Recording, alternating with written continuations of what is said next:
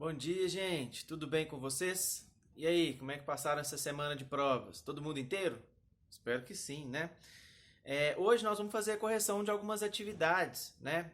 Da semana passada e da semana retrasada. Como semana passada tiveram muitas provas, eu preferi fazer poucos vídeos, fazer um vídeo só para poder explicar para vocês uma revisão para a prova, né? Então a gente vai acumular, a gente ficou acumulado os exercícios da semana retrasada e da semana passada para fazer hoje, ok? Vocês foram muito bem na prova AS de maneira geral. Gostaria de deixar aqui os parabéns para todo mundo, né? Obviamente tivemos notas ruins, mas tivemos muitas notas boas, muitos 10 inclusive, tá? Para a gente começar a nossa correção, eu gostaria de começar pelo exercício da semana passada, que é sobre aquelas dicas sobre a quarentena, que vocês tiveram que ler um texto e produzir uma redação, né? Eu achei interessantíssimas os textos que eu li, muitos textos muito legais, muito bem formulados e trazendo algumas informações importantes, né? Primeiro, obviamente, é uma situação que ninguém estava preparado, né? Vocês mesmos falaram isso, tanto vocês quanto nós professores, quanto a escola, ninguém imaginava que a gente ia parar nesse momento, ia ter que fazer aula à distância, né? Então a gente está tentando fazer funcionar aos poucos, né, gente? Muita gente falou isso, a gente está se adaptando, entendendo bem como é que funciona esse ensino na prática, né? Então, óbvio que vai ter erros, vão ter acertos, vai ter semana que vai ter gente que vai ficar atrasado, mas muita gente está conseguindo já ficar em dia, uma coisa que as pessoas inclusive comentaram comigo. No começo tinha muito exercício, tem gente que está reclamando que está tendo muito exercício. Gente, infelizmente exercício vai ter que ter, não tem como tirar exercício de tudo. Afinal de contas, né, a maneira que vocês têm de entender na matéria, da gente dialogar, de fazer a correção, é através dos exercícios. Então, eu acho que em relação ao começo diminuiu bastante, pelo menos na minha matéria, né? A gente já está com bem menos exercício. E aí é óbvio que não tem como tirar também de tudo, vocês têm que fazer as atividades, né? Muita gente falando aí, professor, a gente erra, você também erra. Claro que eu erro, claro que às vezes eu esqueço, por exemplo, de dar visto numa atividade no dia, né? Então não são só vocês que deixam atividades atrasadas, não. Isso acontece mesmo, tá, gente? A gente tem uma tolerância em relação a isso. O que não pode, o que aconteceu nessa primeira etapa, é aluno entregar a atividade, por exemplo, de TE um mês depois do prazo, um mês e meio depois do prazo. Poxa, gente, isso aí não tem internet que tá dando problema. Isso aí, na verdade, é descuido mesmo, né? Mas muita gente gostou do texto, falou sobre a questão de uma rotina. Teve muita gente que falou sobre o canto da casa que estuda. Teve gente que falou, eu estudo no meu quarto, lá tem um cantinho que eu consigo estudar. Teve aluno meu que falou assim, eu pego meus materiais, vou para a varanda de casa, porque lá eu saio de perto do computador, da televisão. Teve gente que reclamou do irmão mais velho. É ruim ficar na quarentena com o irmão mais velho em casa. Mas um ponto positivo que, em geral, quase todo mundo falou é exatamente a questão da proximidade com a família, né, gente? Essa pandemia propiciou a gente ficar mais próximo daquelas pessoas que a gente gosta. Muita gente citou isso no texto, né? Falou também sobre a convivência com os animais também, de estimação, por exemplo.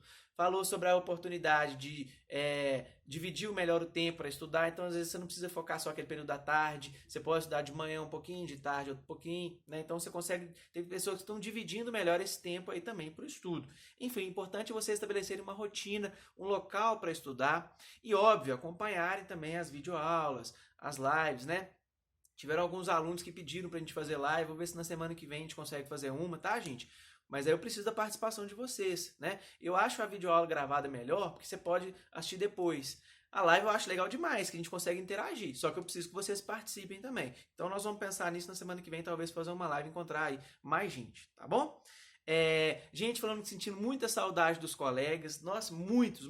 A maioria tá falando, o que mais sinto falta da escola são dos colegas, dos professores, do major, da direção, do SOESP, das cantineiras. Teve gente que falou, inclusive, que tá sentindo muita falta da comida do colégio, né? Realmente, a comida do colégio é muito boa, tá fazendo falta. Dos colegas da van, né? Da van buscar em casa, deixar em casa, aquela conversa que tem no caminho. Enfim, de fato, nossa rotina mudou bastante de março para cá, né? E a gente espera que o mais breve possível isso volte ao normal, né? Ou pelo menos que a gente possa ter uma rotina de novo na escola. Eu também espero isso, também tô doido para voltar para a escola, tá, gente? No mais, muita gente falou que tá tendo dúvida e que os pais estão ajudando, mas não deixem as dúvidas atrapalharem vocês. Se os pais não conseguirem ajudar, então até mesmo se eles conseguirem, mas se vocês quiserem um aprofundamento, manda mensagem para mim pelo Positivo On, pelo YouTube também, nos comentários, e-mail, enfim, vocês têm os contatos comigo aí. Às vezes é difícil mesmo entender uma matéria, né? Sem o professor estar ali para te responder a dúvida na hora. Mas você pode anotar, anota, escreve e manda para mim que eu consigo responder vocês, tá? Já tem muita gente que tem feito isso, eu estou respondendo sempre que chega para mim. Bom, esse então foi a nossa primeira atividade da semana passada, e agora eu quero corrigir da semana retrasada aí. Vamos corrigir primeiro do livro didático, depois a gente vai falar sobre as 10 questões do texto, dos dois textos sobre o Alexandre, tá? Bom, no livro didático, eu pedi para vocês fazerem a questão 1 e 2 da página 16, que é a página de abertura do capítulo sobre Macedônia. Vamos lá. Após observar as fotografias de 3 bibliotecas localizadas em diferentes países, responda as questões a seguir. Aí tem a biblioteca do Rio de Janeiro, uma da República Tcheca e outra da Alemanha. Né? 3 bibliotecas belíssimas, inclusive. O que guardam as bibliotecas? Bom, gente, a biblioteca em geral vai guardar livros e conhecimentos de maneira geral. Né? Então, as bibliotecas elas são fundamentais como consolidadoras, como disseminadoras, né, do conhecimento. Afinal de contas, é ali que a gente vai ter guardados os livros e todos os conhecimentos possíveis. Tá? Então, a biblioteca tem essa importância aí. E qual que é a importância da biblioteca para a humanidade, que é a questão 2? Né? É exatamente isso, fazer com que as pessoas tenham acesso a esse conhecimento. Não só as pessoas, por exemplo, a gente hoje em dia pode conhecer o que está sendo produzido agora nas bibliotecas, mas a gente pode conhecer o que foi produzido antigamente também. Então a biblioteca ela é fundamental para trazer esse conhecimento que vem desde o passado e fazer com que a gente adquira cada vez mais conhecimento. Então, ok, gente? Então são esses 2 pontos importantes aí na página 16. Bom, vamos para a página 23 agora. Aí na página 23 pedi para vocês fazerem a questão 3 e 4. Né? E a questão 3, inclusive, pede para a gente retornar na página de abertura. Ó. Retorne à página de abertura do capítulo e reflita sobre a importância da biblioteca fundada em Alexandria na Antiguidade. Anote as suas conclusões no caderno. Bom, essa aqui é pessoal, né? Mas eu acho que vocês devem ter falado o seguinte, que a Biblioteca de Alexandria, como talvez a principal biblioteca da Antiguidade, foi fundamental na difusão do conhecimento sobre a Antiguidade, né? Mesmo essa biblioteca tendo pegado fogo, gente, o que sobrou dela, o que se conseguiu salvar dela, foi fundamental para a gente conhecesse boa parte daquele momento da história da humanidade. Então a Biblioteca de Alexandria, ela guardou muitas coisas e mais do que isso, ela ainda serviu de inspiração, né? Muitas bibliotecas surgiram exatamente baseadas na Biblioteca de Alexandria. Então ela teve essa importância de guardar conhecimentos, transmitir conhecimento e também de influenciar para o surgimento de novas bibliotecas, né? Então, uma importância muito grande. 4. Observe novamente a reprodução da obra de Charles Le Brun na página anterior e registre. O tema retratado na obra. Bom, essa obra da página anterior e do Le Brun mostra exatamente a entrada triunfal, né, de Alexandre aí na cidade de Babilônia. Esse é o tema da obra. B. Elementos da obra que podem ser relacionados à cultura grega. Gente, aí a gente tem algumas coisas que vocês podem ter citadas aí, alguns inclusive citaram, eu vi, né? Mas eu vou lembrar para vocês, ó. A gente tem a questão das colunas, né? A coluna dória, jônia, eólica, que a gente consegue ver na imagem. O próprio vestimento das pessoas, né? As roupas que elas utilizam aí também são referência a essa questão da cultura grega. A gente tem também aí as esculturas sendo representadas, né? Olha só, do lado esquerdo a gente tem esculturas aí, no canto direito também a gente tem mostrando, baseado nessa cultura grega. A própria o elmo, né, que está na cabeça do Alexandre, também uma influência muito grande, né, da cultura grega, enfim. E até mesmo ele tem uma coroa de louro também embaixo do elmo, enfim. São várias as referências aí à cultura grega que vocês podem citar nessa imagem. Beleza?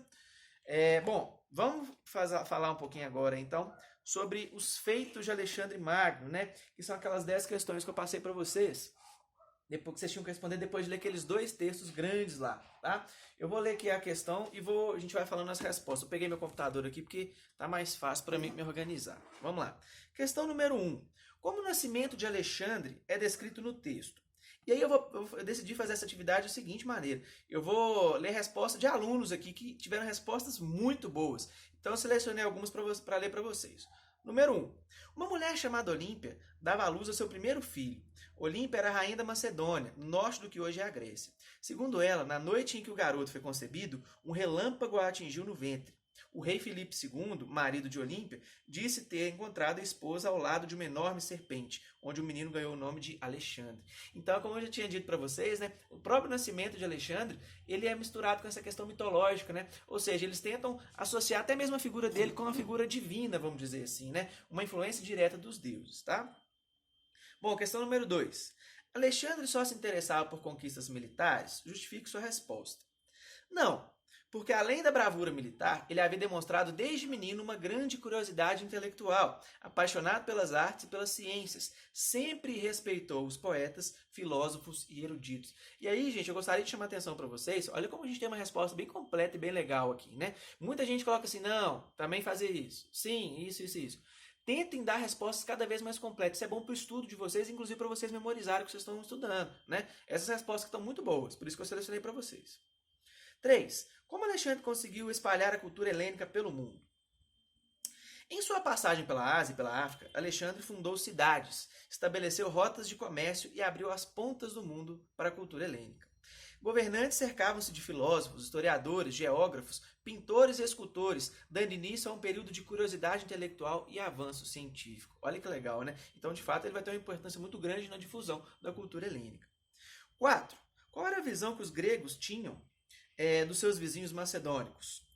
Alguns gregos consideravam seus parentes do norte como uma nação semi-bárbara. Criticavam, entre outras coisas, o hábito macedônico de beber em excesso. Já falamos bastante sobre isso também, né? Como eles achavam que os macedônicos eles eram bárbaros, né? Que eles não tinham cultura, enfim, que era um povo menos importante do que eles, enfim. Tudo isso aí a gente comentou bastante já nas nossas últimas aulas e também aí no texto, fala bem claramente para vocês. Questão número 5. Descreva a relação de Alexandre com Aristóteles e Demóstenes. Teve gente que falou que inclusive não encontrou a relação dele com Demóstenes, mas está no texto também. Olha só a resposta. Alexandre passou a maior parte da sua vida em campos de batalha, mas sua biografia cruzou com a de personagens mais ligados ao mundo das ideias do que aos das batalhas. Aristóteles foi escolhido pelo rei Filipe para ser tutor de Alexandre. O discípulo mais famoso de Platão escreveu tratados sobre temas tão diversos quanto política, ética, lógica, literatura e metafísica. A amizade entre o filósofo e o conquistador chegou ao fim quando Alexandre aprisionou o historiador Calístenes, primo de seu antigo mestre. Já o advogado estadista ateniense Demóstenes foi o mais virulento inimigo do rei da Macedônia. Demóstenes fez uma série de discursos aos atenienses a se unirem contra Filipe e assim preservarem a autonomia das cidades-estados. Após a morte de Alexandre, Demóstenes foi perseguido pelos macedônicos. Ao perceber que não escaparia, suicidou-se com veneno. Então, enquanto um foi o tutor, durante muito tempo amigo do Alexandre, o outro, na verdade, foi o principal adversário, inimigo dele. Tá? Questão 6. Explique como funcionavam as falanges do exército macedônico. A célebre falange macedônica era composta por soldados a pé, protegidos por capacetes e escudos circulares. Para o ataque usavam a sarissa, uma lança de 6 metros de comprimento, o terror dos inimigos. Então a falange ela foi fundamental no processo de conquista dos macedônicos, né? Porque eles utilizavam uma formação militar ali, onde eles utilizavam, além do escudo de uma grande lança, a posição do exército também era muito importante. Tá? Vamos para a questão 7. Deixa eu achar aqui só um minutinho. Beleza. Questão 7. Como Alexandre resolveu a profecia que dizia que o nó górdio deveria ser cortado? Né? Vamos lá. Em 334, Alexandre lidera um exército com 14 mil macedônicos e 7 mil aliados gregos na invasão da Frígia, na atual Turquia. Em Górdio, capital da região, Alexandre teria sido desafiado a desatar o nó górdio, que, segundo a tradição local, só seria desfeito pelo homem que governaria a Ásia. Ele teria resolvido a questão cortando o nó com a espada. Ele era um homem muito inteligente, né, gente? O nó górdio é um nó extremamente difícil de se desatar. Como é que ele vai resolver, então, a questão disso aí? Ele simplesmente chegou lá e cortou, né? Ele solucionou o problema, né? Tirou o nó górdio ali, ele conseguiu resolver dessa maneira aí. O Alexandre é um cara extremamente inteligente. Sempre bom lembrar disso aí, né? 8. Quantas cidades Alexandre fundou? Quantas receberam seu nome? Quem mais ele homenageou dando nome a uma cidade criada? Muita gente também não conseguiu achar essa, então presta atenção. Ó. Ele criou em torno de 70 cidades, pelo menos 17 levaram seu nome. E outra cidade que ele vai criar em homenagem ao seu cavalo, né, que é a Bucefália, na Índia, que foi batizada em memória de Bucéfalo, que era o seu cavalo. Tá? Então essas são as respostas da questão 8 que muita gente não encontrou. 9. Descreva como chegou ao fim o governo de Alexandre Magno. Retornando ao centro do império, Alexandre começou a sonhar com novas campanhas, mas seu corpo e sua mente estavam esgotados por uma década de guerras. Com a alma envenenada pela solidão e pela desconfiança, o homem mais poderoso do mundo deixou-se derrotar pelo vinho. Com a saúde destroçada, Alexandre começou a ver presságios de sua própria morte por todos os lados. Em 323 a.C., na Babilônia, após um dia e uma noite de bebedeira, o imperador caiu de cama, ardendo em febre. E no dia 10 de junho, ao pôr do sol, Alexandre o Grande estava morto. Ele ainda não tinha 33 anos. Então foi assim que chegou ao fim o governo dele, né, gente? E trouxe, inclusive, muitas influências em relação ao futuro do Império Macedônio, já que ele não tinha deixado um sucessor de maneira clara, que vai fazer com que, inclusive, o Império Macedônico acabe. A última questão. Como Alexandre tratava os povos dominados? E como ele tratava as pessoas da realeza desses locais dominados? Alexandre instituiu uma administração sob sua própria autoridade. Em outras, manteve o líder derrotado no poder. À medida que ampliava a extensão do império, Alexandre mantinha a política de seu pai, a de utilizar a diplomacia com os povos conquistados sempre que possível.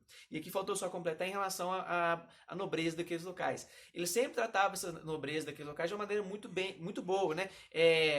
Sempre tratava com carinho, permitia que essas pessoas vivessem muito bem. Já dei exemplo para vocês aí, né? A própria mãe do Dario, do imperador persa, viveu muito bem sobre o comando do Alexandre, assim como o rei que ele vai encontrar na Índia, e que vai ser o grande opositor dele, que depois ele vai perguntar, como é que você quer que eu te trate? E ele fala, como o rei que eu sou. E assim o Alexandre faz. Ok, gente? Então essas são as 10 questões aí que eu passei para vocês aí dos 2 textos sobre Alexandre o Grande. Bom, gente... vamos fazer o seguinte, vamos corrigir a prova também que vocês fizeram, a AES, né? Como eu disse para vocês, tivemos resultados muito bons. Eu acho que é legal a gente poder passar também sobre as questões aí, contar para vocês as respostas corretas, a porcentagem de acerto da turma, que eu acho que é bem interessante, tá? Então vamos lá, questão número 1. A civilização do Egito Antigo tinha como parte de sua cultura o costume de mumificar os mortos. O texto trata sobre a utilização da tecnologia para a investigação de informações por meio de múmias egípcias preservadas. Cientistas de um laboratório nos Estados Unidos estão usando um aparelho de raio-x com tecnologia de ponta para pesquisar dentro de uma múmia egípcia.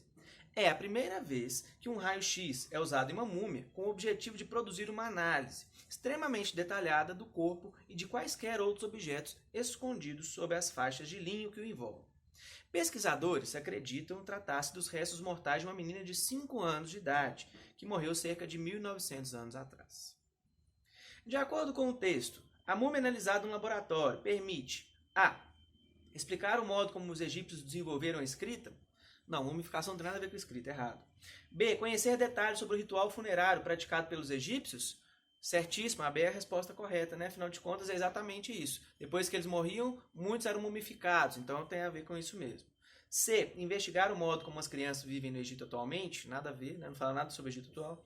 E D. Identificar a adoção da mumificação tanto no passado quanto no presente. Errado. Não existe mumificação hoje em dia no Egito mais não, tá, gente? Então a resposta correta é a letra B. Essa aí a gente teve um número de acerto de 74%, tá? De pessoas acertaram essa questão. Número 2. É o mesmo texto, né? Pergunta sobre esse mesmo texto. Com base nas informações obtidas no estudo da múmia egípcia, a função da história é A. Criticar o ritual da mumificação, símbolo de uma civilização atrasada? Muito pelo contrário, a história não vai fazer crítica alguma sobre civilizações, né? A ideia é sempre conhecer, pesquisar, aprofundar para a gente tentar entender como aquelas pessoas viviam, como aquelas sociedades funcionavam. Então tá errado. B. Impor um modelo único de ritual funerário para ser adotado no presente. Nada a ver, né? A história também não vai pregar modelos a serem seguidos. A gente tem diferentes locais adotam diferentes formas de adoção em questões funerárias. Então tem pessoas, por exemplo, nos Estados Unidos se utiliza muita cremação, que no Brasil utiliza também mais menos. Os rituais são diferentes na Índia, por exemplo, e aqui então não tem nada a ver não. C. Explicar como os egípcios agiam diante da morte no passado. Exatamente. A função da história é essa, conhecer qual era a reação deles, o que eles faziam depois que as pessoas morriam. Então a C está certa. D. Julgar esteticamente o modo como os egípcios mumificavam seus mortos. Não, a gente não está preocupado na questão da estética. Isso é bonito, isso é feio, isso é errado, isso é certo. Não, o historiador não tem essa preocupação também não. Então a resposta correta é a letra C, né? Tem um número de acerto aí de 84% na questão número 2, tá? Bom, vamos para 3. Questão 3. O texto descreve as características do calendário desenvolvido no Egito Antigo. Os anos eram de 365 dias contados a partir da subida ao trono de cada rei. Esta contagem era independente das estações, em que se subdividia o ano solar, que eram 3 e tinha uma existência precisa, marcada exclusivamente de acordo com as suas necessidades agrícolas. Aket, período da inundação, Peret, período do crescimento das plantas, e Shemu, período da colheita. Cada estação tinha 4 meses, Abet, e 30 dias, Heru, cada numerados de 1 a 30, perfazendo 360 dias, ao que se acrescentavam 5 dias. De acordo com o texto, o ano do calendário egípcio era dividido em 3 estações, determinadas em função. E aí vocês têm que prestar atenção no texto, que o texto fala bem claramente sobre isso. A. Da crença em vários deuses? Não, errado. B. Do reinado de cada faraó? Também não. A divisão em 3 estações não está relacionada com o reinado de cada faraó, não. Muita gente marcou essa, marcou errado. C. Das fases da lua? Também não. E D. Da produção de alimentos. Isso mesmo. Ó. Olha só. Presta atenção no texto. Tinha uma existência precisa marcada exclusivamente de acordo com as suas necessidades agrícolas, ou seja, da sua produção de alimentos. Então a resposta correta é a letra D. Tá? Essa aí a gente teve um número de acerto de 54%. Questão número 4. O texto apresenta uma descoberta científica a respeito do domínio do fogo pelos antepassados dos seres humanos. Cientistas anunciaram, em um estudo publicado nesta segunda-feira, a descoberta das evidências mais remotas de fogueiras feitas por ancestrais humanos em uma caverna da África do Sul, sugerindo que a prática pode ter começado 1 milhão de anos atrás. Até então, havia pouco consenso entre os especialistas sobre quando nossos primos pré-históricos começaram a produzir fagulhas para cozinhar e se manter aquecidos, segundo o estudo publicado no periódico Proceedings of the National Academy of Science. Pergunta. O domínio do fogo foi importante para os seres humanos na pré-história. Por quê? A. Facilitou a produção de instrumentos de pedra lascada? Errado. O fogo não vai ser utilizado para isso, não. B. Possibilitou a fixação da moradia em um único local? Não. A fixação vai ter a ver com a agricultura, não com o fogo. Então tá errado. C. Permitiu aquecer o ambiente e cozinhar alimentos? Certíssimo, essa é a resposta correta. D. Representou o início da antiguidade e o surgimento das civilizações. Não, a descoberta do fogo não tem a ver com essa transição na história, não. Então tá errado. Então aí a gente teve um número de acerto muito bom, de 95%, né? Quase todo mundo acertou essa questão. Questão 5. O texto descreve sobre as mudanças climáticas que ocorreram há cerca de 18 mil anos e o modo como viviam os ancestrais dos seres humanos no período. Por volta de 18 mil anos atrás, com o fim da última era glacial, o aquecimento global provocou um período de fortes e intensas chuvas. Essa mudança climática favoreceu uma gramínea na região do Oriente Médio. Era trigo, mas não como conhecemos hoje. As sementinhas eram ralas e pequenas. O vento conseguia espalhá-las, e assim a planta se multiplicava. Os ancestrais humanos daquela época viviam em bandos nômades. De acordo com o texto, no fim da era glacial, da última era glacial, os ancestrais humanos, também tem que prestar bastante atenção para responder essa. A. Realizaram a descoberta da agricultura? Não, não era isso também não. B. Era um grupo caçadores e coletores? Com certeza, né, gente? Isso aqui no texto fala que eles eram nômades, então com certeza eles eram caçadores e coletores, certíssimo. B. Viviam de maneira fixa, próxima a rios? Errado. D. Tinham dificuldade para produzir ferramentas? Errado também. A maior parte das pessoas marcou a letra A, que eles realizaram a descoberta da agricultura. Gente, o texto fala que o vento espalhava as sementes e assim elas se multiplicavam. Então não foram as pessoas que desenvolveram a agricultura. Eles não tinham descoberto essa prática ainda. Por isso que essa está errada, tá? Então essa aí a gente teve um número de acerto de 51%. Questão 6. O texto apresenta o processo de criação do ano 1 das civilizações gregas e romanas. Os gregos foram os primeiros a tentar datar o ano 1. Eles pesquisaram em seus arquivos e decidiram que o ano 1 deveria estar ligado a um evento de importância cultural.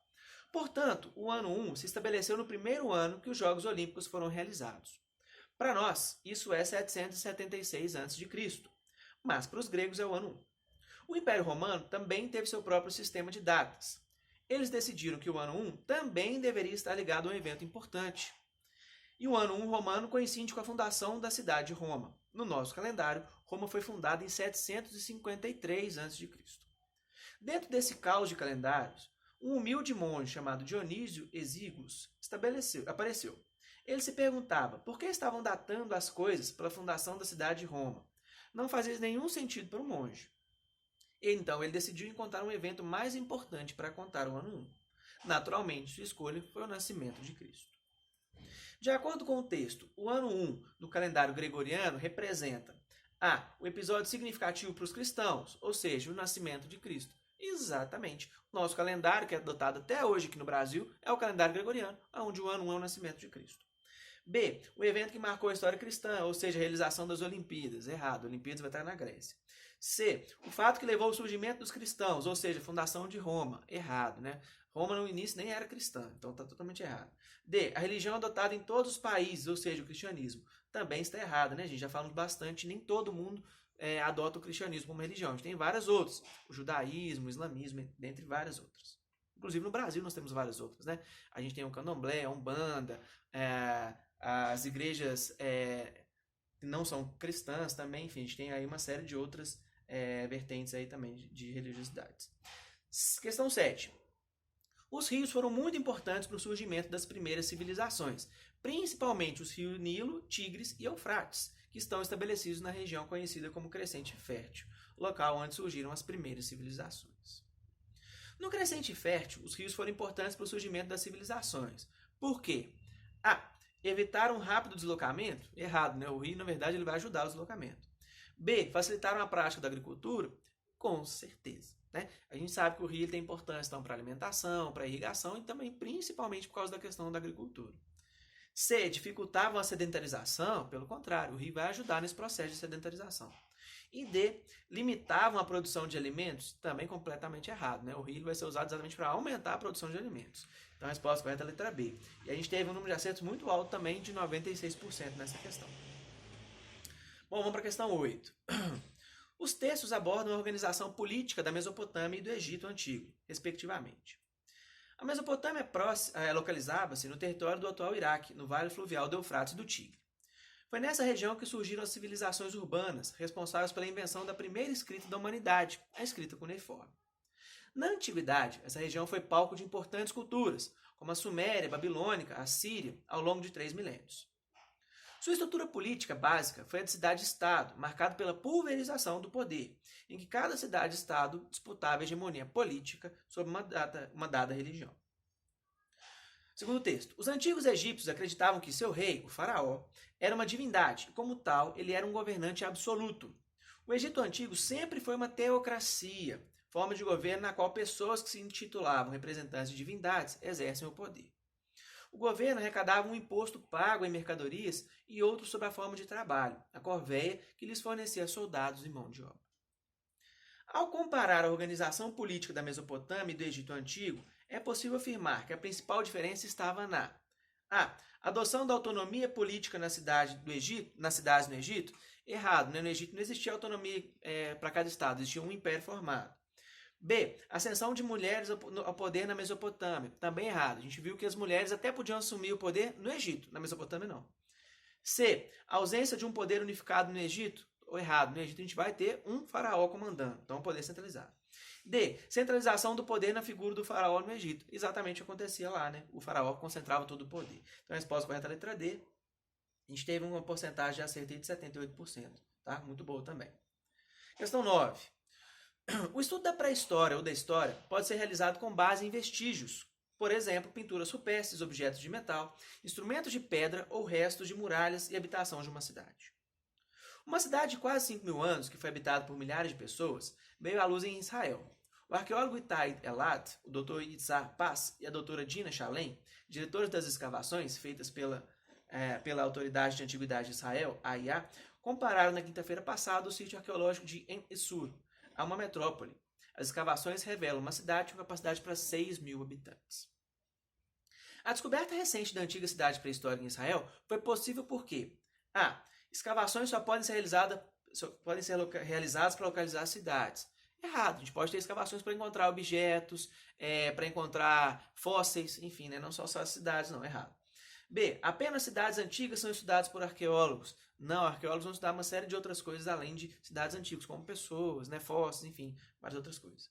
C. Historiadores escavaram a cidade de En-Sur. Também está errada, né? A gente vai ter aí arqueólogos exatamente fazendo esse trabalho. D. Arqueólogos escavaram a região em busca de vestígios. Certíssimo. Exatamente o que eles estavam fazendo naquela região. Então a resposta correta é a letra D. Tá? E a gente teve um número de acerto aí próximo de 80%.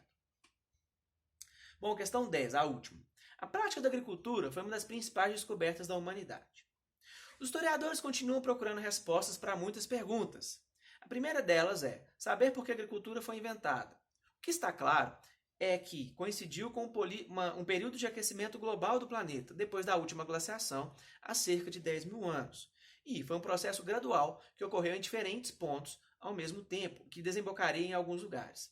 A introdução da agricultura e da pecuária foi seguida pelo trabalho com os metais, a fundação de cidades, o surgimento de aristocracias. A descoberta da agricultura, de acordo com o texto, resultou no fortalecimento dos grupos caçadores-coletores em variadas regiões. Errado, né? À medida que a agricultura vai acontecendo, gente, as pessoas vão deixando de ser nômades e passam a ser sedentários. Então, está errado. B. Na fabricação das primeiras ferramentas de pedra lascada. Errada, né? Quando a agricultura acontece, a gente já vai ter, sim, alguns objetos de pedra lascada acontecendo. Então, essa está errada. O texto também não fala nada sobre isso, né? C. Na adoção do estilo de vida nômade em vários lugares do planeta. Errado. Com a agricultura, gente, a gente vai ter o estilo de vida sedentário, não nômade, tá? D. No processo de sedentarização em diferentes regiões do planeta. Essa é a resposta correta, que é exatamente o que a agricultura vai propiciar, beleza? Essa a gente teve um número de acerto bem alto também, de 77%. Joia? Bom, meninos, nós vamos ficando aqui com a nossa correção de hoje. Qualquer dúvida, positivo on, comentários no YouTube ou meu e-mail, tá bom? Até a nossa próxima aula. Tchau, tchau.